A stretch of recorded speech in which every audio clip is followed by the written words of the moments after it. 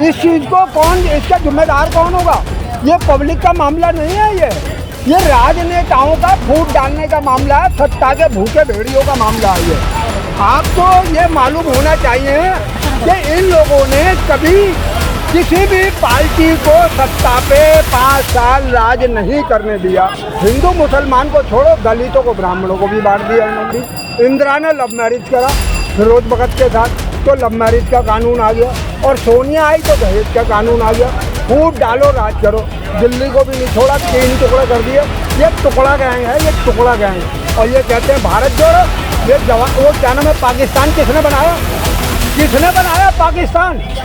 अरे ये तो, मैं तो इनको आतंकवादी मानता हूँ। पार्लियामेंट में गोली किसने चलाई? क्या मोदी ने चलवाई गोलियाँ? जवाहरलाल ट्रेन बेच के खा गया। इंदिरा गांधी ये सड़कों के 2.5 मन के काले पत्थर बेच के खा गई। टांगा स्टैंड, चावड़ी बाजार, बरसाबुला पे खंबे लगे हुए हैं लोहे के डबल गार्डर वाले, वो बिजली के खंबे वो बेच के खा गई।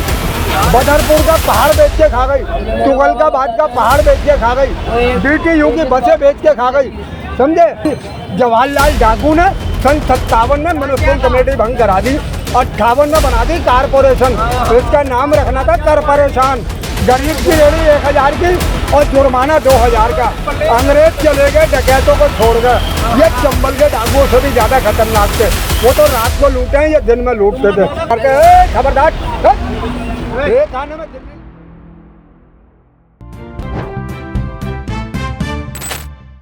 इस चीज़ को कौन, इसका जिम्मेदार कौन होगा?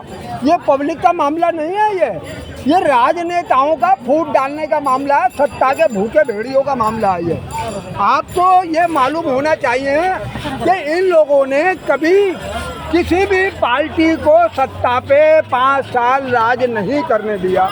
चाहे वो चंद्रशेखर की सरकार हो, चाहे वो चौधरी चरण सिंह की सरकार हो, चाहे मोरारजी देसाई की सरकार हो, चाहे वो BP सिंह की सरकार हो, चाहे देवगौड़ा की सरकार हो, चाहे अटल बिहारी की सरकार हो। मुझे एक को बता दीजिए, 5 साल इन भूखे भेड़ियों ने, सत्ता के भूखे भेड़ियों ने किसको राज करने दिया है? और वही हाल आज चल रहा। इनका काम क्या है? फूट डालो, राज करो। ये चलाया था अंग्रेजों ने, समझे? हिंदू और मुसलमानों को बांटने का काम। उसके बाद में कांग्रेस ने क्या चलाया? हिंदू मुसलमान को छोड़ो, दलितों को, ब्राह्मणों को भी बांट दिया इन्होंने। मियाँ बीवी को भी नहीं छोड़ा। शादी होती है पीछे, पहले मियाँ जी चले जाते हैं जेल और केस बन जाता है दहेज का। शादी हुई नहीं है, लड़का दहेज मांग रहा है, उठाओ और डाल दो जेल में। न सबूत, न गवाह, न जांच, न इंक्वायरी, बस सीधी गिरफ्तारी। इंदिरा ने लव मैरिज करा फिरोज भगत के साथ, तो लव मैरिज का कानून आ गया। और सोनिया आई तो दहेज का कानून आ गया। फूट डालो, राज करो। दिल्ली को भी नहीं छोड़ा, 3 टुकड़े कर दिए।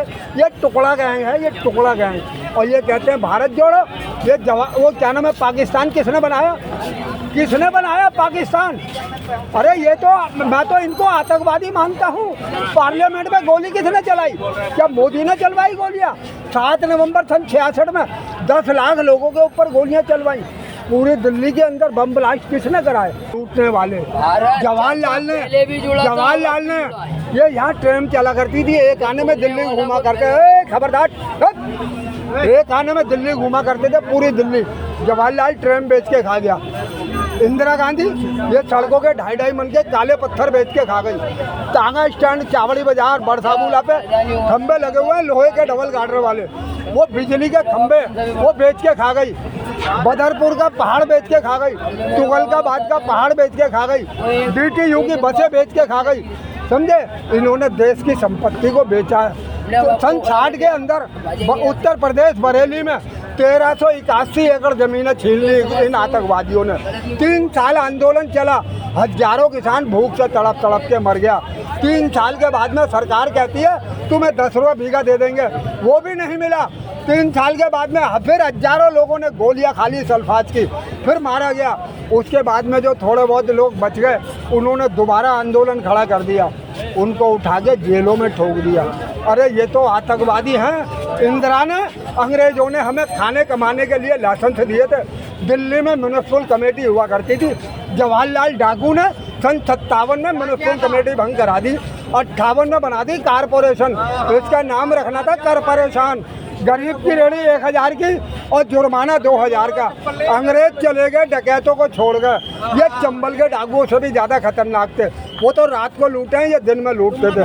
ये गोलगप्पे वालों का आटा खा गए, मिट्टी का तेल पी गए, हलवाइयों का कोला खा गए, समझे। पूरे देश की संपत्ति को लूटा है। आज तक वो हमारा लाइसेंस रिन्यू नहीं हुआ। इंदिरा ने हमारे को 3.5 रुपए की पर्चियाँ कटवाई, लाल पर्चियाँ, सन 82 में। हमने पूछा भैया क्या होगा, कहते जी आपको दुकानें मिलेंगी। करोड़ों रुपया इकट्ठा कर लिया इंदिरा ने, किसी को दुकान मिली नहीं मिली। उसके बाद में राजीव ने क्या नाम है 1 रुपये का फार्म 500 रुपये में ब्लैक में बिकवाया, वो भी हमने खरीदा। दुकान मिली नहीं मिली आज तक। 62 में चीन ने हमारे ऊपर हमला कर दिया। जवाहरलाल कहता है कि भाइयों बहनों देश को खतरा हो गया है, रुपया पैसा सोना चांदी हीरा मोती दान करो। अरे भोले भाले लोग थे, वतन से प्यार करते थे, वतन के लिए कुर्बान होने वाले लोग थे। अनपढ़ कुबड़ लोगों ने क्या करा, उतार उतार के जेवर ऐसे फेंक दिए कि जैसे कोई फटा पुराना कपड़ा उतार के फेंक रहा है। आज दुनिया के अंदर चौथे नंबर पर किसका है? सोनिया गांधी का। हमारी देश की सबकी संपत्ति लूटी हुई का खजाना किसके पास है? सोनिया के पास।